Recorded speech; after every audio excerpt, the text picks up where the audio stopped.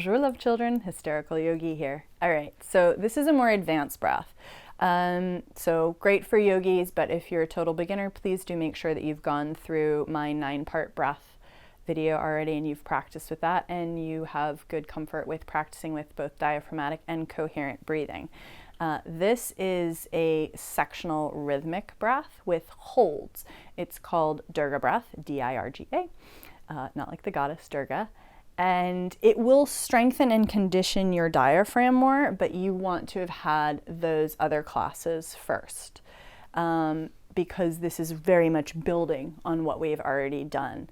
And I want to make sure that you're very comfortable with relaxation before we build a little bit. It's conditioning the diaphragm, so we are working here, right? And I don't want you to build any tension, which brings me to the next point about this breath. As we've discussed, these breaths can take our energy up, it can take our energy down, but like yogis, we're always playing with our energies to balance them, gather them, contain them, yoke them.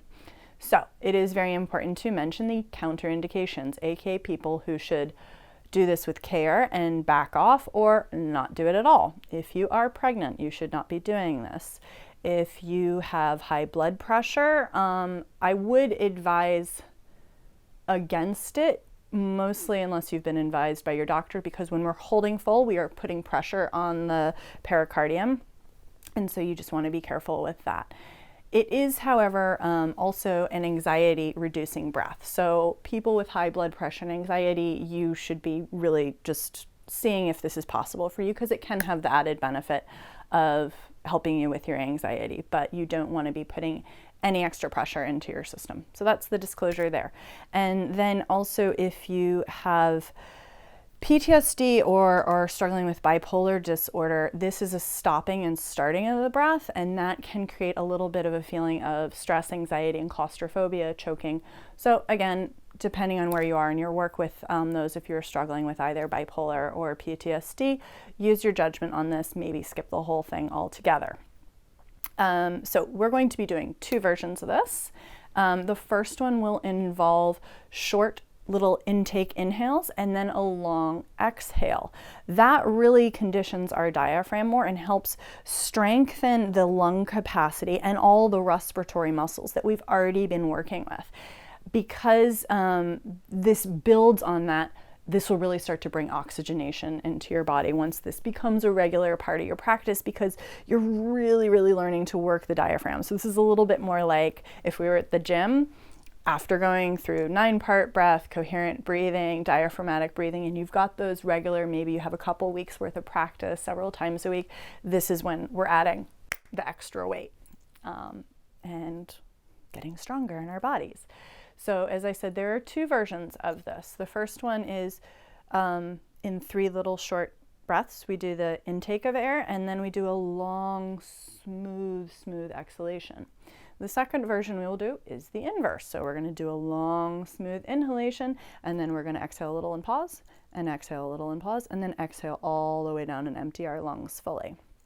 What I'd like you to think of on your exhalation is very much the belly button coming into spine and this sort of rising up feeling. Not like you're crunching in and contracting as you exhale to try and get all the air out, because we don't want to come back into a constricted space shape. We want to keep ourselves nice and open.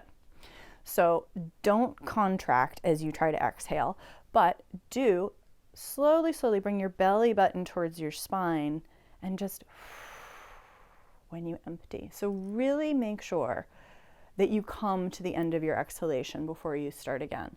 This is a very important thing when you're following videos, because even though I'm demonstrating, what I really want you to do is to go off and do this on your own timing.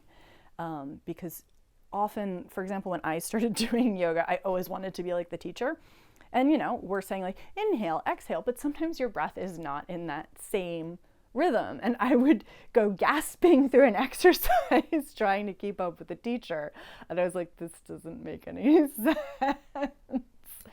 So I just want to put that out there, because when you're learning yoga, and especially when you're learning stuff where we're matching our breath to our actions, you can really just be like, what this girl's moving too fast. No, take it into your own time. So I am giving you a demonstration, but I very much expect you to take this off and to really figure out how a breath works in your own body. What is a long exhale? What is a short exhale? Because my inhalation and your inhalation or exhalation might not have the same power, length, pace, pattern, rhythm, any of those things. And these are all different things you'll be learning about your breath and your body as you do this work. So shall we jump in?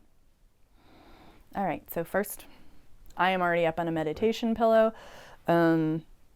I sit like this. Most people can't sit like this, just for noticing's sake. The reason we do this is that when we're sitting on the floor, a lot of us don't have open hips, especially if you're not a regular yogi. And so it can really kind of pull in your back. So if you don't have a meditation pillow and you're doing a seated exercise, 2 towels work, for example. Books can kind of hurt your butt, but you do kind of want to be about 3-4 inches off the ground. You'll notice this because if you have any tightness in your back, it'll go away when you sit up on something. So always give yourself just a little bit of a shake and a sigh. One more time.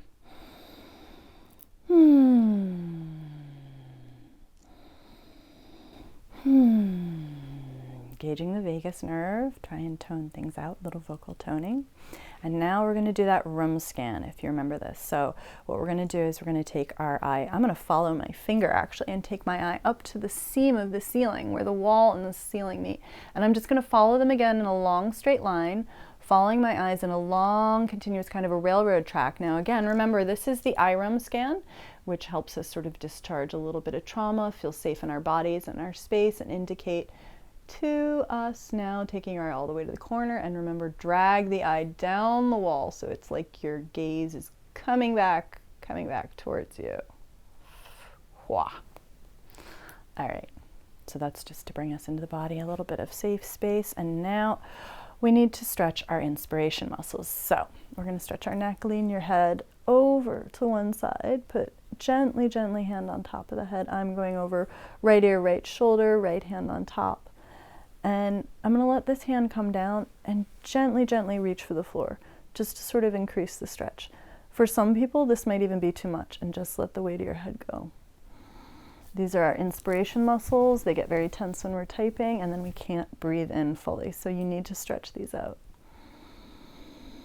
Now angle your head down, look at your knee, and this is going to stretch another part of your neck. As you look at little Catherine here, you can see how very tight I am. This is why I do all of this. And then gaze back to center and head up, and then the other side. So left ear down towards left shoulder.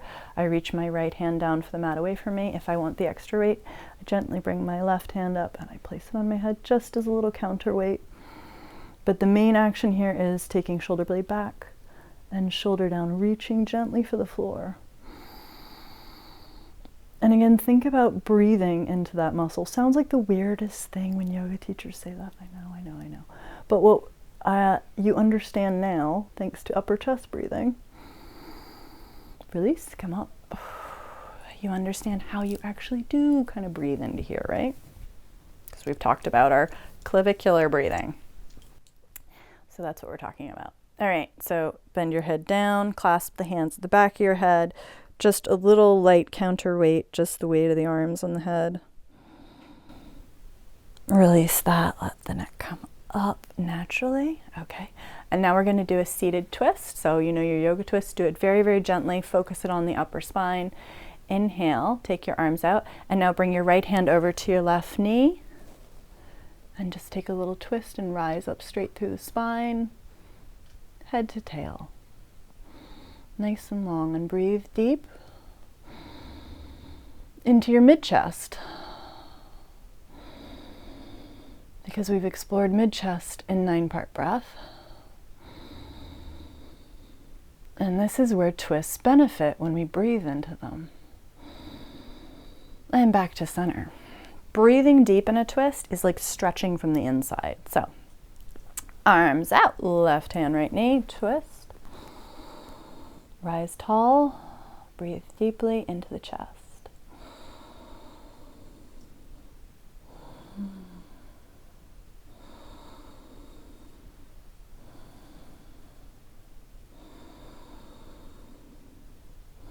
Release, come back to center. Inhale, raise up your right arm, and then leaning over from your waist as though you're reaching up and over So I'm really pulling in a big stretch along these muscles. So these are like my intercostals, which are also a very, very integral part of me inhaling and breathing.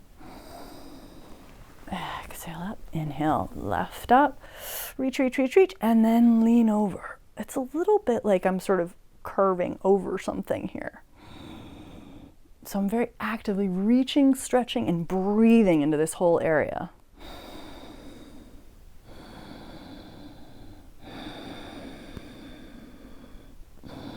Inhale back up and release that. Okay, and now the last stretch is your pack. Because we don't have a wall or anything, you can either do this with a strap behind you, in which case, if your shoulders are super tight, you would take the strap behind you and just stretch like this. I do have it available to me to just clasp my hands behind my back, so I will just be doing that. And then we are breathing right into these upper pecs here. So again, either with your strap or clasp, reach my hands down, long in the spine. And then as I raise my hands up behind me, I'm getting a bit more of a pec stretch. So just breathe into it and take about 3 breaths. I have a very tight front of the chest from a lot of injuries, so. And most of us do too, because cell phone typing really collapses this area. And then take the arms down, release slowly. Don't like snap the arms out and kind of like ricochet. And then close your eyes, if you choose, and drop into your breath. So before I cue you for your short intakes of breath, in 3, just drop into where your breath is now. Connect to your diaphragmatic breath. Down here. Connect to your mid-chest breath here. You can touch yourself and feel it move like you've been taught if you want.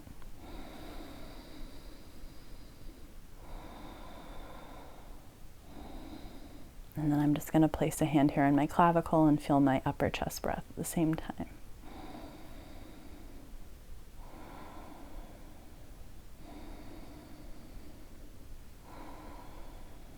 Now exhale fully.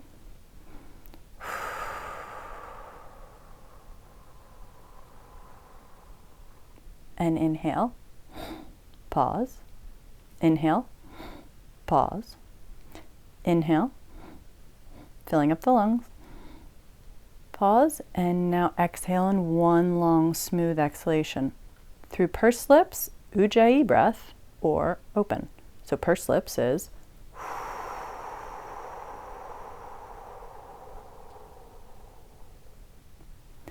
if I do that with ujjayi, it looks like this.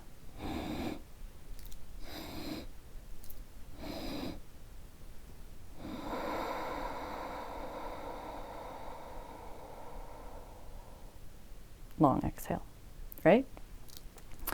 And so now let's do it together 3 times. So exhale fully.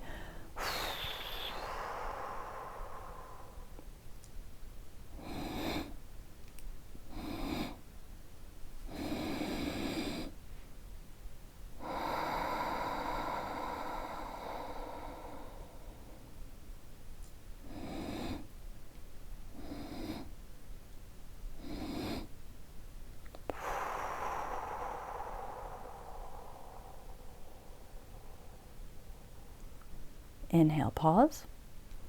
Inhale, pause. Inhale, pause. Smooth exhale.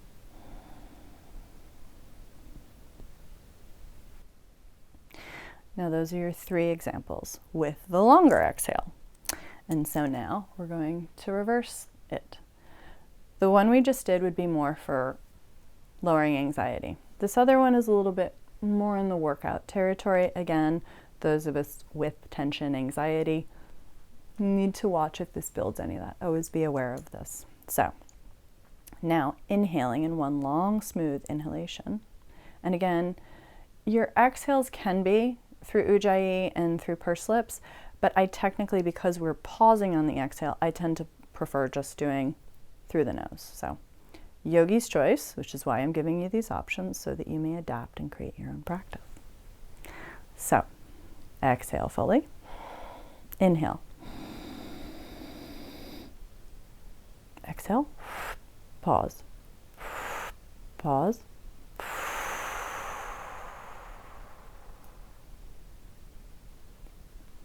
Emptying all the way out using your abdominal muscles, and then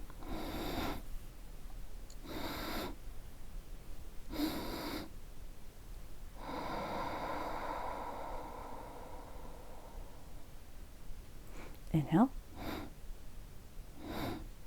Fill the lungs.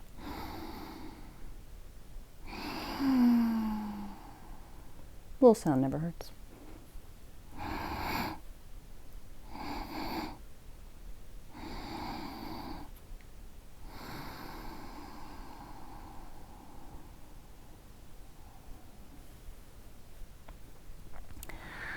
I would recommend you pick one of your preference and then work for another 5 minutes on that.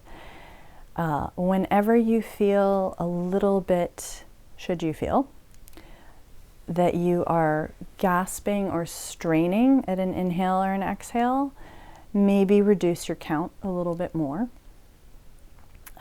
Something that is a yogi tip that helps a lot if we are starting to experience any tension in the throat area with these breaths, especially with holds, is that can be something.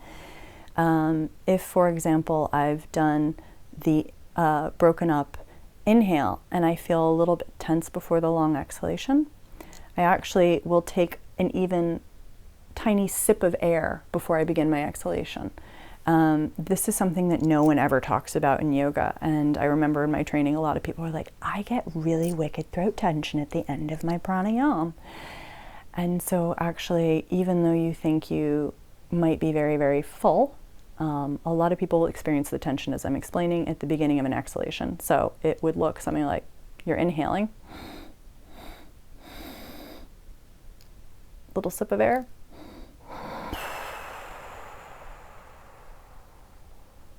and that little sip of air, it does something to kind of relax that tension that I'm building up before I go into my long, smooth exhale. And what that actually does is it does move it from a place of holding and tension into relaxation. So that's just a little yogi tip. It's honestly one of the most valuable ones I ever got in breath work. So I hope it helps, and do good work. Thank you.